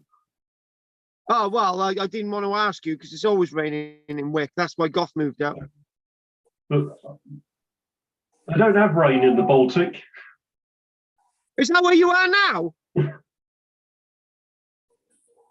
Oh, look, I'm not playing bollocks chess with you, Baltic. No, we're not doing that one at this minute. But you're back in the Wick. Have you had the phone call yet? What of the security forces? we don't want to talk about that. You told them all about me, have you? I think they already knew. Have you mentioned Wagner and that I'm supposed to be helping them out? Never mind. They said you were going to be their target practice. Oh, right, that's all right then. A couple of bombs.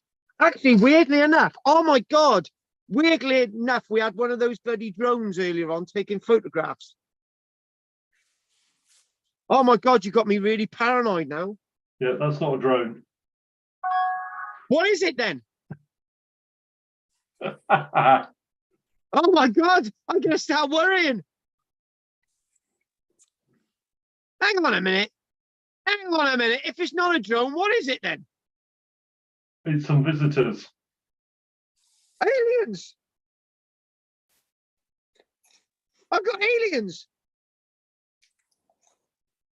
Oh, you know more than you're letting on about the aliens. I tell you what, don't tell Anne we got aliens. Oh God, we just go off on a complete tangent down the road somewhere. God. Yeah, let's get back on track.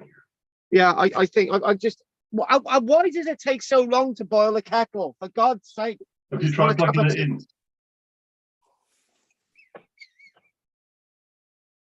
Oh, it's happening. Just start boiling. And a partridge in a pear tree. Oh, it's boiling out. That's good. On the 5th day of Christmas, my true love said to me, "For college birds." I'm not supposed to sing it that way. Obviously, the college birds are over 18, by the way. Thought I'd say that. University grads, 21. Right, okay, where are we? Anne, are you there? Oh, for God's sake, where is she? I said we're going to be 2 minutes. Oh, God. Right, okay then. Well, whilst we're waiting for Anne, right, let's have some of your opinions on this then. Wonderful Henry. What do you think about some of what I'm saying about this? About obviously the amount of effort being placed into create these ditches. How do you feel about that?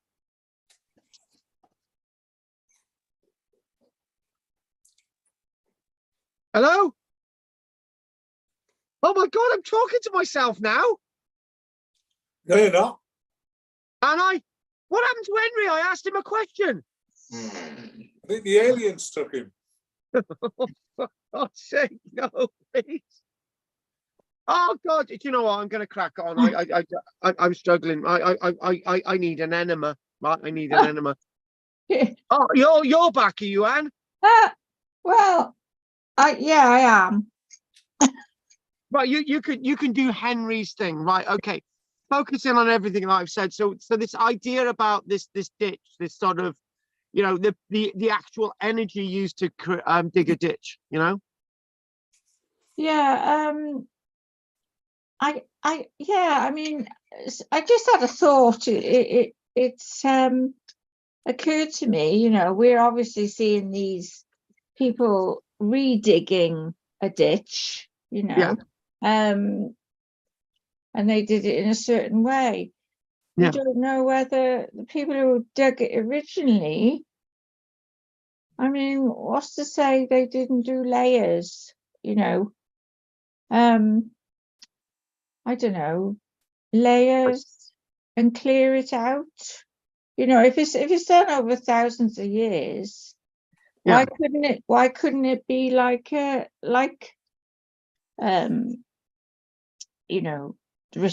not string of sausages, but So hang on. You said something.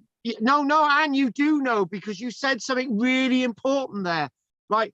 Now 2 points here. 2 points. If you're gonna build a bank, right? The easiest way to build a bank, as I have done, is to cut sods of earth across the field, right? The Romans did it this way. You cut sods of earth, you top and tail, and you build a bank. You don't dig a ditch. You top and tail and build a bank. It's the easiest way to build a bank without digging a ditch. Digging a ditch is a pain in the ass, right? But you've just actually said something really important there, right? Unless we dug all the ditch at Avebury, right, which would be very difficult, and then everything would be mixed up and turned around and distorted, right? If you're digging one section and using the material from that section to fill the other section, and you do this in stages, that would make real good sense. So obviously you're excavating one section, and then you just go into the ditch. You just basically filling in another section behind you, right? And then you're moving forward and you're filling in that section, and you're moving forward, you're filling in that section, and eventually you've completed the ditch, right? I know that sounds absolute madness, right? But it's possible, and that actually really rings true. That really makes sense. That's really interesting. Anyway, thank you for that, Anne. So what we've got now, we've got a few more images, and when you think about this, you're thinking that doesn't look right either. That reconstruction, that really doesn't look right. In fact, that bank itself is probably bigger than it should be. So if we go to this, what you can clearly see there, right? And if we want to draw it, you can hang on. You can clearly see that there's a bank, and there's a berm, and there's a ditch. Right, now this is not the state all over the site, right? If the material, right, that filled in the bank, start again. If the material that filled in the ditch had come from the bank, the profile would be like this. Do you see what I mean? You know, soil doesn't actually leapfrog. It doesn't go, oh, what we'll do, we'll leapfrog there and we'll just go like this, right? If you soil, chuck it, it does.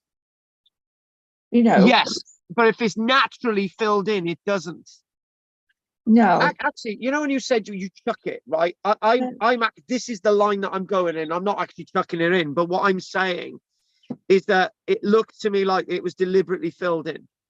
Right. Probably by the same people digging it, and the other thing as well is right. It's not all filled in. It's only 2/3 of it are filled in, right? Ah. Or 3/4 filled in, right? The thing is, it's not all filled in, No. right? And the other thing as well is right. I'm gonna chuck it as somebody living in the countryside with animals and all the rest of it, right? The easiest way as a farmer, right, to utilize this site, right? If we want to go back to that, I came off too soon, right? If you want to utilize this site properly, right, you do what other farmers do across the country, right? They get a burial mound, right, and they flatten it. They put it all in the ditches, right? The easiest way of using this site, right? Just go with me on this a minute, right? And then we'll go to the stones. Would be to fill in the ditch completely. That gives you that, and it also gives you that in area, right? So if we think about this logically, right? And we clear that and we stop that. If we go back to some of the other images, right? The easiest way of utilizing agriculturally this site more productively, right, would be to remove, hang on a minute, let's do annotation, right? Annotate, right?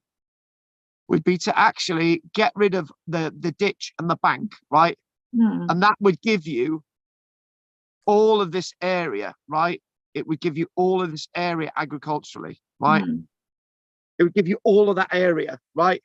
Moving a few sodding stones doesn't give you much area. And also those stones are useful for your sheep and your cows to scratch their backs. Are you saying that ditch was dug out in the last 200 years? No. I'm not saying that at all. Obviously, the radiocarbon dating evidence tells us that you know, that ditch is 5,000 whatever years old. I'm not saying that's absolute nonsense. No. But what I'm saying, right? By just moving a few stones, that's not going to give you much agricultural area. But by filling in the ditch, right, with the earth from the bank, it's far more productive and far more easier than actually moving the stones. Vis-a-vis, your minds are now much more open to understanding the site. The ditch is very important, not the stones. So we're coming to the end of this now, and basically, again, looking at the huge depths of what you can see there. You can see a tiny little bit of water in the bottom there, or is that water, right? Not a lot. And the fact of the matter is, what you're looking at is a huge hole that's been dug in the ground by the archaeologists where the ditch is, right? And there's nothing in it. It's just an empty, flat hole in the ground, which creates a ditch around the site. So again, one last thing I'd like to mention, right, which is, I know we're coming to the end now. We won't be long, probably finish in about 10 minutes or 15 minutes. Right. We're still going to do a bit of Glyn Daniels. Oh my God, flipping heck. Okay, we'll try it. If you go to Avebury, right, you can see that stone there is is completely different than these tall, slender stones by here, right? They're all sarsen stones, right? And you know, what I'm thinking, and they're all different types of stones, you know. And the other, it's not a quarried thing, right? These are naturally gathered and whatever, Marlborough Downs and whatever. There's some glacial or whatever. But the main thing is the stones are all different. Now, if I was an architect designing this and I said, right, what we'll do, all the stones are going to be X amount of size because we've got to rough them in this way. It's going to take them that length of time, right? All the stones would be the same, but they're not. So going back to that original idea, we've got a hole in the ground. Your family, as part of your community, you erect a stone in there. That represents your family, right? And your family might be a big family, small family. It's a stone that you brought some from somewhere or wherever.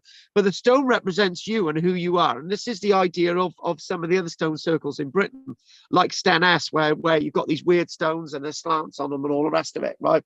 So each of them may represent a family in a small circle, right?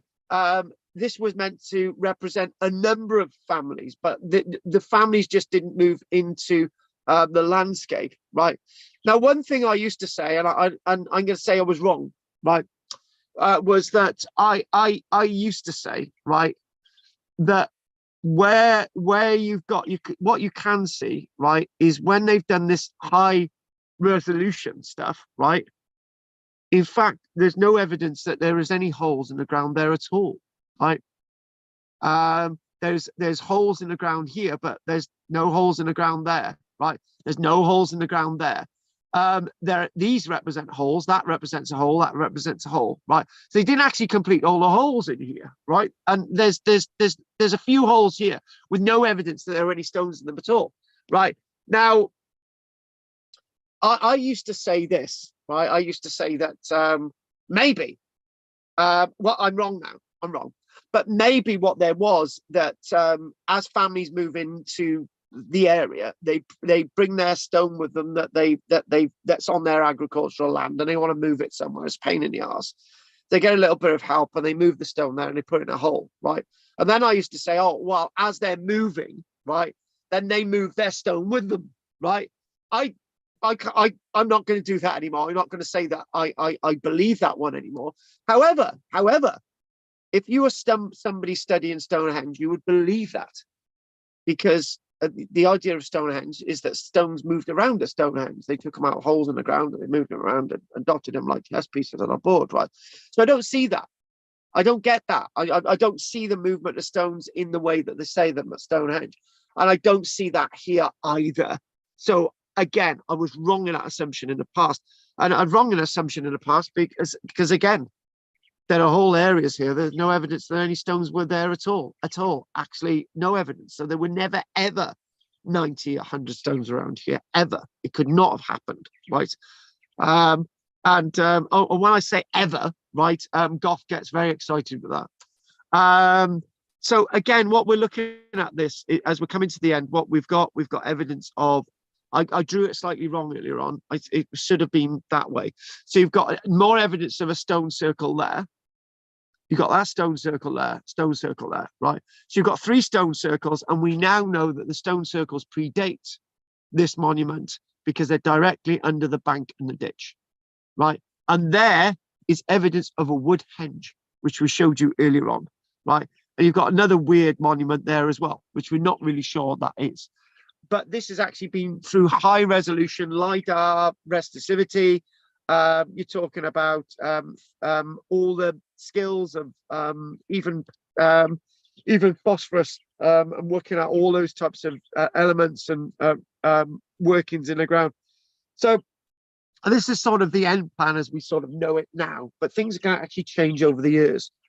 I will do a tiny bit about Avebury next week, as I promised everybody on Tuesday that's what I will do, right? But what we are going to do now, right, is, and again, I like this one, so you know, we could sort of see where everything's nicely positioned from the topographical landscape. And as we've been talking, most of this is sort of coming to fruition, and we're understanding what we're seeing within this world, within this landscape. And again, back to the original one. So that now, looks very different than this. Things have changed. So one last thing I'd like to mention is the reason why I wanted to mention a little bit about Glyn Daniel today, and was because he's a local boy, but actually no, not at all. The reason he was a Neolithic expert.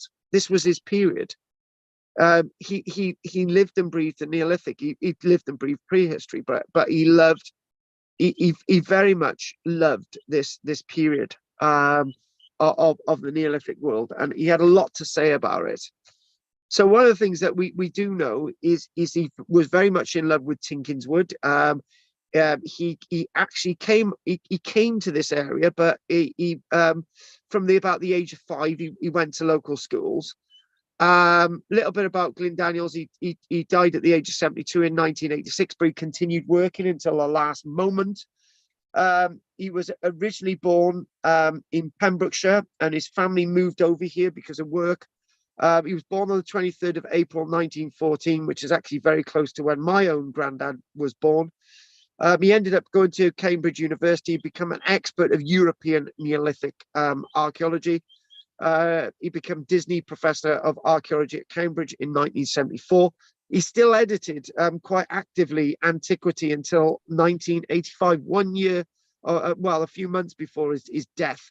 You know, I would have loved to have met the guy, because obviously I would have only been about 11 when he passed away, but not knowing that he lived locally. But he did actually go to Barry Boys County School for Boys, which is obviously the school that I went to as well. Mm. And he lived in Llantwit Major. That's the other link. He lived in Llantwit Majors. He was brought up in Llantwit Major. So University of Cambridge, and this man had massive background knowledge of archaeology, anthropology, geography, a bit of a mixed bag, really. He served in the Second World War, and one of the things that he did in the Second World War, he did his archaeology as a sideline. So Daniel applied his talents at interpreting archaeological sites through aerial photography by working for the RAF. So you can imagine, like, he's working for the RAF, right? And he's also finding archaeological sites while he's mapping and planning. Love it. And he did this not in a British context, but also in a European context. So as he's looking for as he's looking for German installations, right, he's actually looking for archaeological sites at the same time. Nailed it. So he's able to do his archaeology, and he's doing it. He's doing it also in other countries like India. So he's very much. He married an officer who was in the WAF as well. So he also met his own wife. The other thing as well is, not only you've got the local link, and we mentioned Tinkin's Wood Burial Chamber that he actually used to take his Cambridge students to see in the 1960s. Got an image of him there at Tinkin's Wood Burial Chamber in 1963. He's also massively known for there he is again. He's also massively known in 1954 and 1956. And I've just realized something. I did meet him. I met him at the National Museum of Wales. And this image was actually taken not long. I did actually meet him. He was at a table. I did meet Glyn Daniels. Yes, wicked. Sorry, let's go back to it. That's my own bit there. Oh, I'm so pleased about that. I was about 10, so I did meet him. Brilliant. Anyway, sorry, got quite excited there. Anyway, 1954, 1956, he presented the BBC archaeology program Buried Treasure, which had guests like. Have we ever heard of Kathleen Kenyon? Yes. Have we ever heard of Sir Mortimer Wheeler? Yes. So he presented a BBC archaeology program called Buried Treasure, and strangely enough, he was ahead of the line, right? Because he actually sexed up archaeology as well, because he got an actress involved with the presentation, a Noelle Middleton. So she was actually, so it's a bit like Time Team really, but it was a BBC archaeology program. Now, also, we know about his work with Cambridge University. We mentioned that in his editing Antiquity from 1958 to 1985. And his main subject was Neolithic chambered tombs, and he wrote a number of books. And we cannot forget, Anne, where we did a spoof of Animal, Vegetable and Mineral in the Pregen class that year. Yes.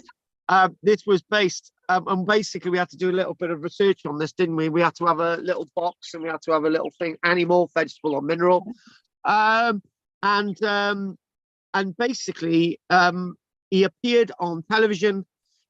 He was the host often with Sir Mortimer Wheeler as a guest of the game show Animal, Vegetable and Mineral.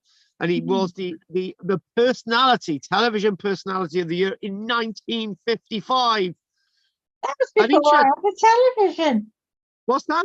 That's before we had television. Oh, in our house. well, I know, but I'm sure a few thousand people watched him. You can still get some of his stuff on YouTube still, only a little bit, but you can still watch one or two of his videos on YouTube. So you know, they are there. Usually with Sir Mortimer Wheeler, you know, with his pipe sort of tapping something. So this is whatever. But you know, he was on Final Thing Desert Island Disc 1981. He actually died in Cambridge, where he was basically still working in 1986, and they named the archaeology laboratory after Glyn Daniels because he was very much into scientific archaeology. And one of the books, he wrote a number of books, but one of the books I would highly recommend, which I've got, is a 1976 book called 150 Years of Archaeology. You can probably pick it off probably pick it off Amazon for £5-6 or something like that, or if you want a really good copy. I've actually got hang on a minute, I've got a Glyn Daniels book that's been signed. It's not one of the, I'm not sure which book it is, but I've actually got a signed book from him. And finally, actually, he wrote novels as well. Novels, murder mystery novels. They were called The Cambridge Murders. He wrote under the name of Dilwyn Rees. Anyway, on that note, we're going to call that a day. As I say, I wanted to just put a little bit about Glyn Daniels in there. Lynn. And Lynn? what we're going to... Lynn Daniels? Glyn Daniels, yeah.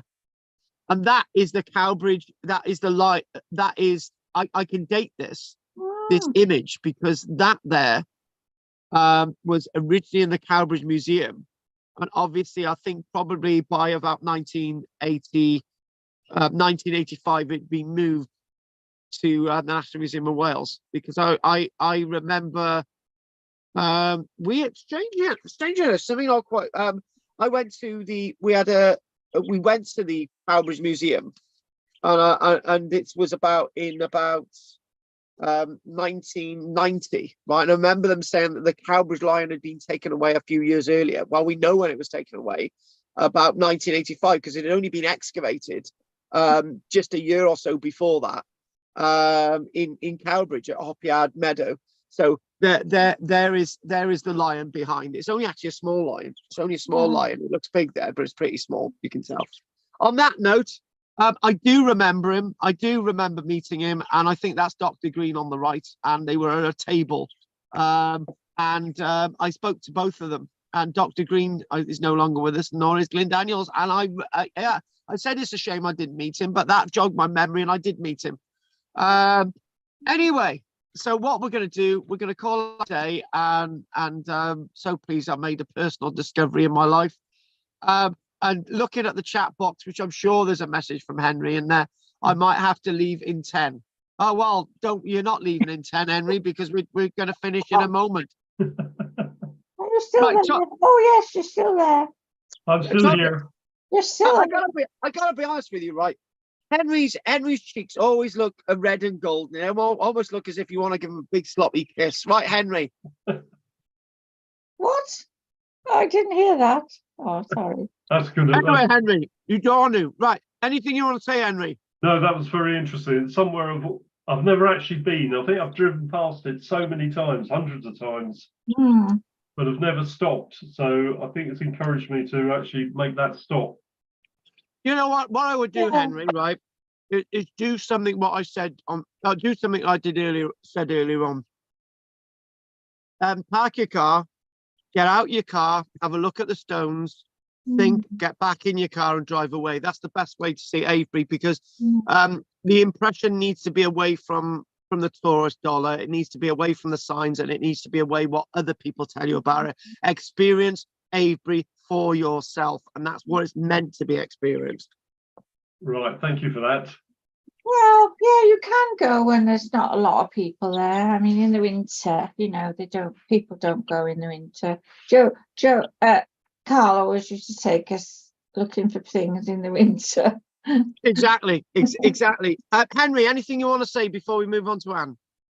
Anything else? No, that's fine. I think I've sent you enough messages over the last couple of weeks from the east. Yes. Yeah. Well, actually, did you want somebody? we drew in our last text game, didn't we? So that was good. Right. We play text chess. Well, I've made her up. He doesn't understand what the hell I'm doing, but don't worry about it. Right, Anne, anything else you'd like to say? Well, I must admit, I didn't associate that picture. We've done it before. The picture of the dig, you know, into the trench. But I hadn't realised what an absolute mammoth, you know, monument it is, you know, and it has left more questions really than answers, because I feel more baffled now. Oh, Anne, you don't. It just go with the flow. Just go with the historical flow. Yeah. Thank you, Carl. My pleasure. My pleasure. Right, who's next? Goff, who's fallen asleep. No. It was very good. Nice footnotes on Glyn Daniel there at the end, and I like the lecture. Sort of hypothesising that maybe over time people change the landscape, and it changes as time goes on. Yes. Very interesting. Very much. The raison d'etre changes. Thank you very much for that, Goff. I appreciate that. Kind words. And also, Richard, can I defer to Friday morning at 11 o'clock? Yeah, that's fine. Okay, right. Yeah, okay, so we won't do tomorrow. Do 11 o'clock on Friday. Right. Okay, Richard. Anything you'd like to say, Richard? Well, sort of blown away by the depth of the ditches and everything. I find it a bit sort of, you know, trying to work out why they would sort of dig them so deep. And then by the look of it, sort of fill them back in. That's the thing. It's could it be right that they thought that they dig it really deep and it would fill with water? Well, That didn't my only argument with that is it's a lot of work over quite a number of years to find out that it wouldn't fill with water. You know what I mean? Yeah, that's really, so, you just dig a small section. You might dig down about 25 foot or something. Yeah. Just in one area, wouldn't you? So yeah, I suppose that does blow that out the window. Was it an experiment? Oh, it's a bloody expensive. Oh, like the Millennium Dome. Yeah, that's good. Oh, like that piece of art that was in London that they put in the middle of the street. Oh yeah, good. A green bank. Brilliant. Oh. We don't want to talk about that. Yeah, anyway, we don't want to talk about that. So anyway, anything else you'd like to say, Richard? And I'll see you Friday morning, Richard. Anything else anyone wants to say tonight? Fine by me. I'm done. Okay. All right. All good. Okay then. Right, so what we'll do, thank you very much for joining us tonight. If nobody else wants to say anything else, Henry, Anne, Goff, and Richard, it's been a delight. Thank you very much for taking this journey with me tonight. It's been a blast. Thank you very much. Good night. Thank you. Bye, everyone. Thank Bye. you. And my pleasure. Yeah. My pleasure, Henry. Thank you. Thank you, Goff, Anne, and Richard, and Henry. Take care. Bye. No. Well, enjoy. Enjoy. We will. Oh, there's a knock on the door, right? Better get it. Yeah, you better. But oh, there's 5 men in black suits. Plus, they want that washing machine back. Oh, yeah, I know. And this little bugger. I'll leave you to it. Yeah, this one needs me to go to play with it. He's a bit thingy. But okay, then I'll speak to you soon. Bye for now. Take care. See you next week. Keep the stuff coming, Henry. Take care. No, Will do. Bye. Bye. No.